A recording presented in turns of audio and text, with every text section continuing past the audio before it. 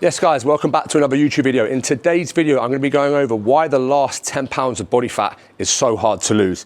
So coming straight from my DM. So guys, if any of you want to send me and want me to answer your questions, send me a DM and I'll get back to it. It says, Max, love your channel, blah, blah. I've dieted down multiple times, multiple years in a row, and I've never managed to get that last bit of fat off. It seems I seem to get stuck with around 10 pounds to go. What would you do to combat this? So, phone away. Now, this is a question I obviously get asked all the time. And there's a few things I want to go over. I've written some notes down, so just hear me out, people. First things first, losing body fat is easy at the start, okay? All you need to do, especially if you're coming off the couch, all you need to do is just get yourself in the gym, a few sessions a week, get moving, a bit of cardio, start eating better. When you get to the nitty gritty of fat loss, where you get to like sub 12%, 10%, wherever kind of I am now, about 10% body fat, it gets very, very hard. For me to get much leaner than this, it's very, very difficult. I've got to really lock in.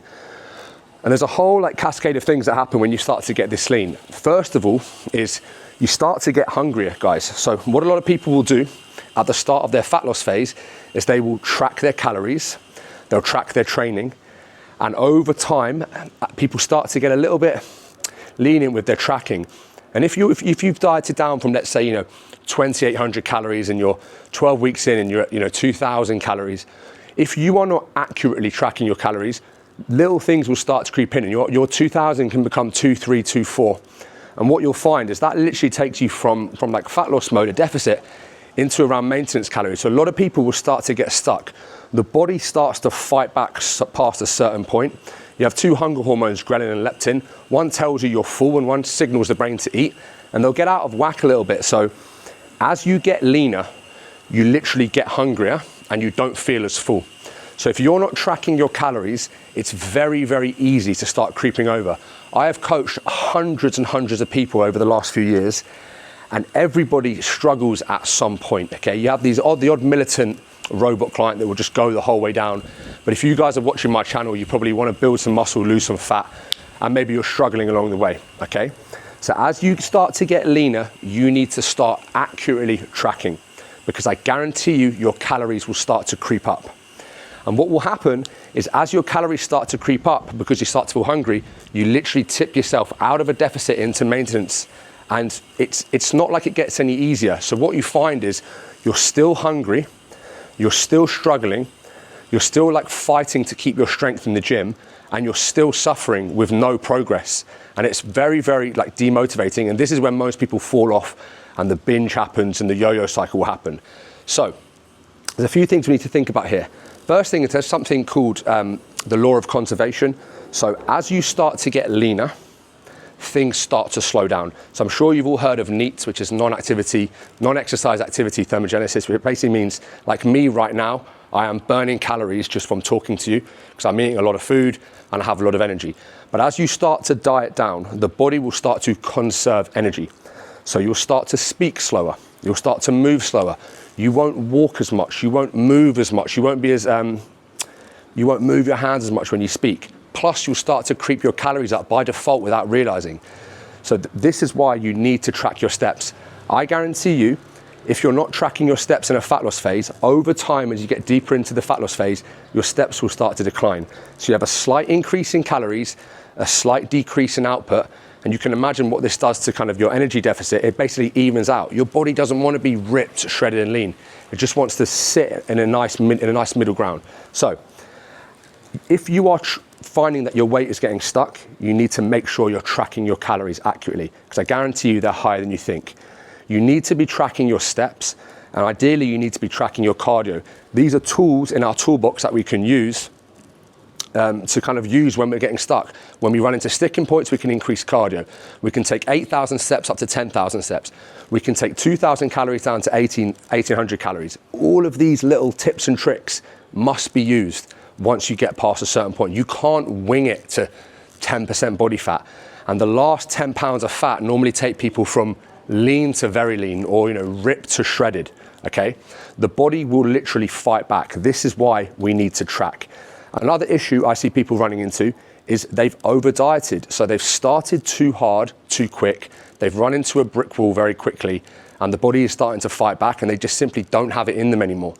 This is why, as I always preach on this channel, slow and steady in your fat loss phases and slow and steady in your gaining phases. Also, whilst we're here, I've got 50% off all of my course. So if you guys want to jump on that, I'm going to have 50% off for the whole of September. And I'm also running my 12-week fat loss challenge, which starts on Monday. So all of the details are linked to that below. But back to the video. So if you have gone too hard, too quick, which is exactly what I tell people not to do, which everyone still does, where you started out by slashing your calories to a 1,000 calorie deficit, your cardio is too high, you're training too much, you started at 12,000 steps, you simply don't have much time in you until you crash and burn, just like anyone would. You want to start slow. The key to a successful fat loss phase, which means getting those last 10 pounds off, is starting slow and building up over time. We don't want to lose 3 pounds a week or 1.5 kilos a week. We want to lose, 0.5% to 1% of our body weight a week consistently, because those last 10 pounds that we're talking about now, they're the difference between a decent physique and an unbelievable physique. Like, if you look at my physique now, guys, I'm pretty lean. Can you imagine if I took 5 kilos off of this? I could step on a bodybuilding stage. I'd be shredded to the bone.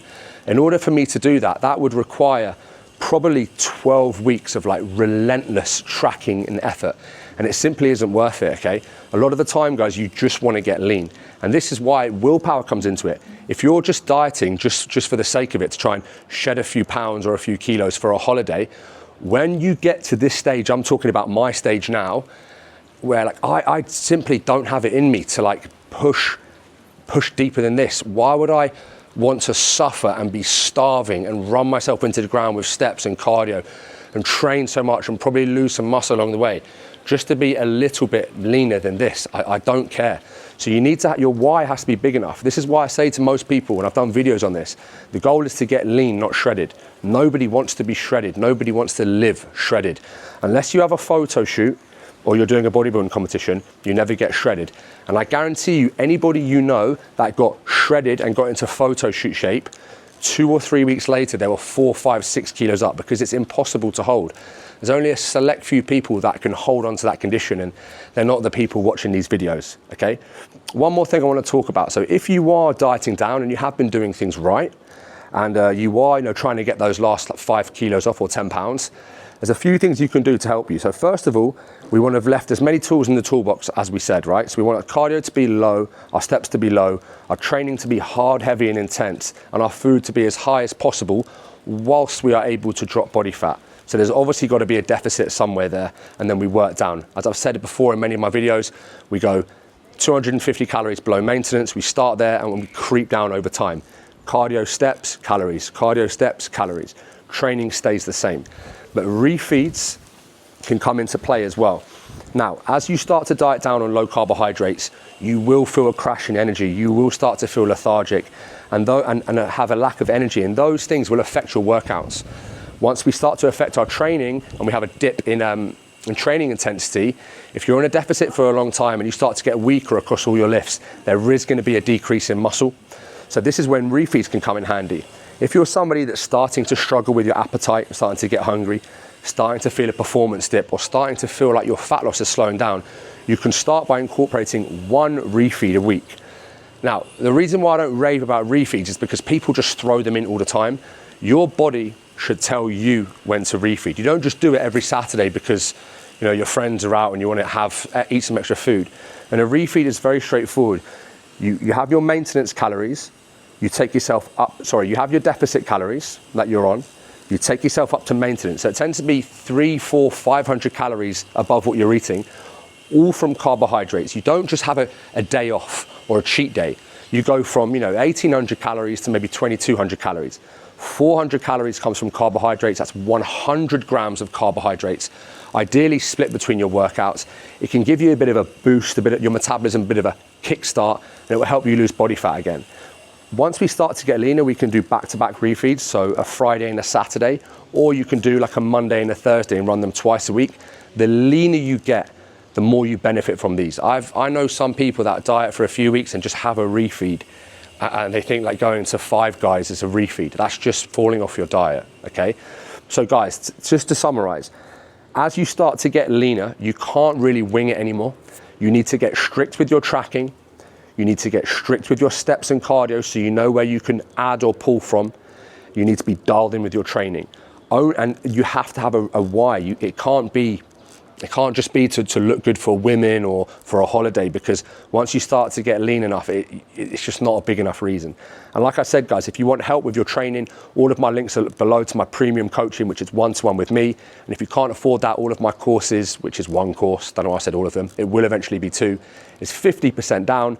Guys, if 50% off. Guys, if you want me to answer any of your questions, leave a comment and I'll get back to you guys in the next one.